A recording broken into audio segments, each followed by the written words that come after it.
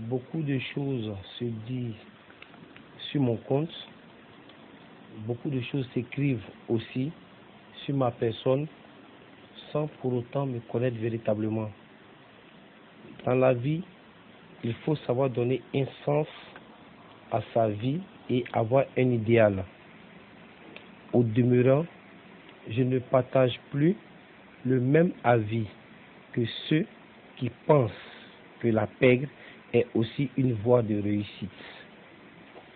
Depuis bientôt 5 ans, je purge une peine de 20 ans pour avoir attaqué une banque.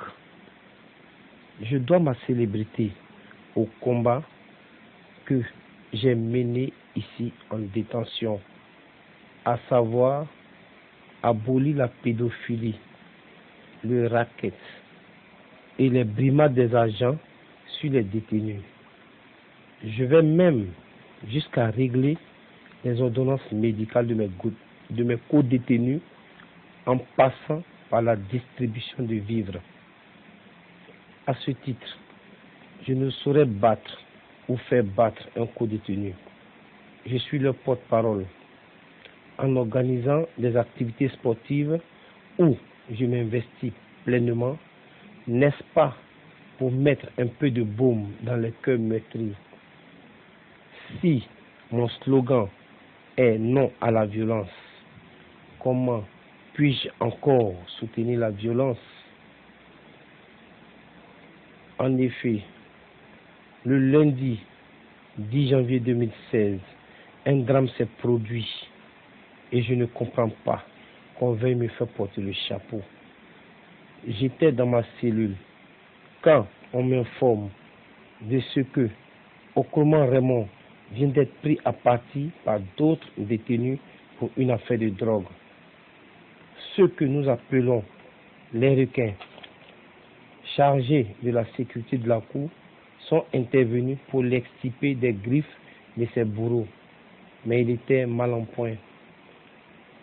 En attendant que l'infirmerie soit ouverte, ils l'ont déposé dans l'une des grilles du bâtiment C, où malheureusement il rendit l'âme.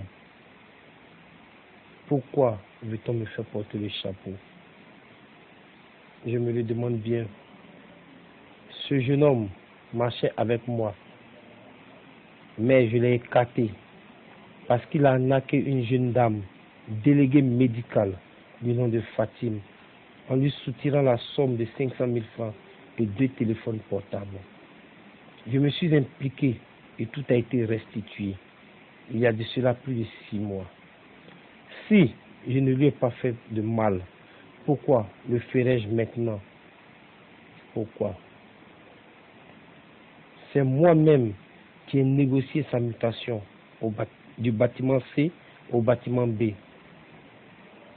Et pour votre information, je joins ici le contact de la dame victime de la NAC. Fatim, Madame Fatim, 05 81 91 78 et 58 89 29 01. Pour ma part, le président Félix Houphouët-Boigny m'a marqué pour son esprit de paix et de tolérance. Nelson Mandela pour son combat contre l'injustice dans la non-violence. Et Touki Stanley Williams qui, depuis sa cellule, a œuvré pour faire sortir les délinquants du cercle vicieux de la pègre. Voici ces grands hommes auxquels je veux ressembler. Koulibaly Yacouba, dit Yapou chinois.